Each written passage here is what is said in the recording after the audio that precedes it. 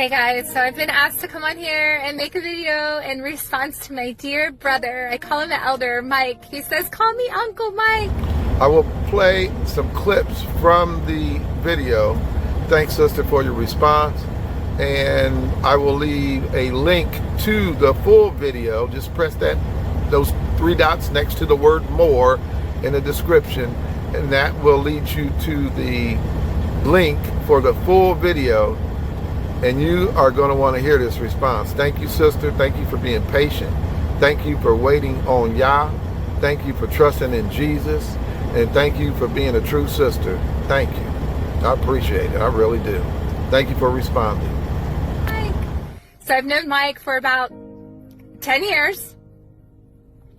And it's been a long time coming, right? I don't know if any of those of you know, but I was the girl that was thrown out of Straightway Ministries. I have yet to share my story publicly because there is a lot of deception and there is a lot of craziness that went on behind the scenes.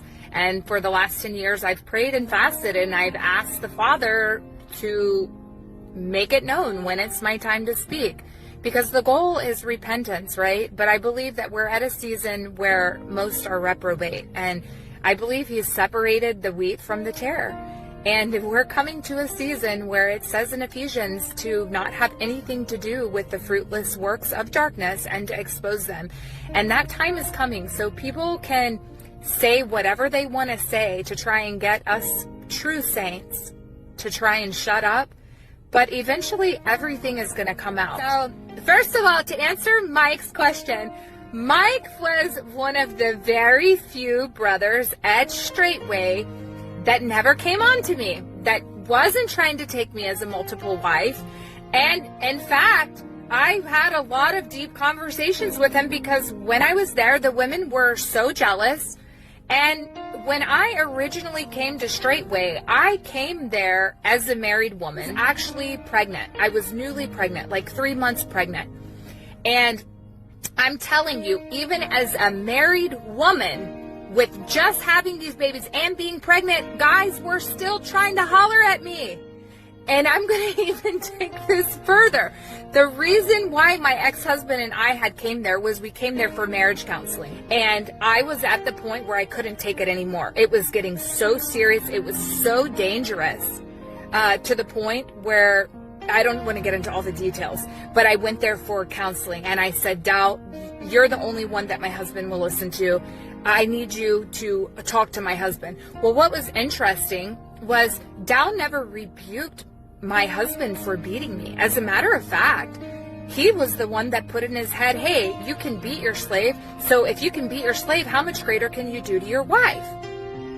Well, what was very interesting at the time was even though Dow told him that, behind closed doors, Dow wasn't saying those things to me. And I don't know, I'll have to get the dates. But what I will tell you is he sat on the pulpit and he preached to you men. He said, to you men that have got a woman and you're not treating her right, he said, I could use another wife. In that moment, he was talking to my husband because, as a matter of fact, my ex-husband was trespassed from there. That's what he told me. But Dow, I don't know if he was physically trespassed or what happened with the cops, but he hates that man with a passion because Pastor Dow tried to take me as a wife. And as a matter of fact, while I was still married, Dow was having me give money every month since it was my money. And he said just because I was married, I could still give to his Patreon account. And so I was giving $100 a month.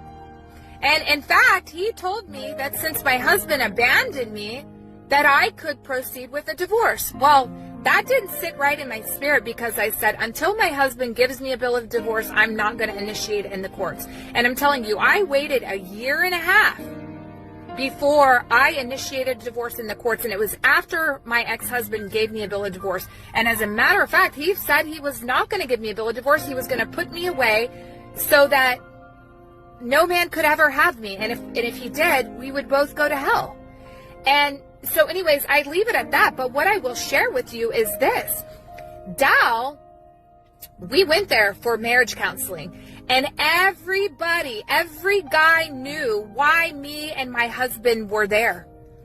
And I tell you what, there is so much deception, so much perversion, so much lust, so much so that it wasn't until maybe about 5 years ago that I completely cut straightway off, and it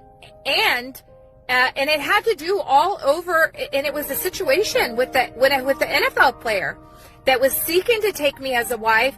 That conversations under the bus and shame people, because that's not my character. But what I will say is this.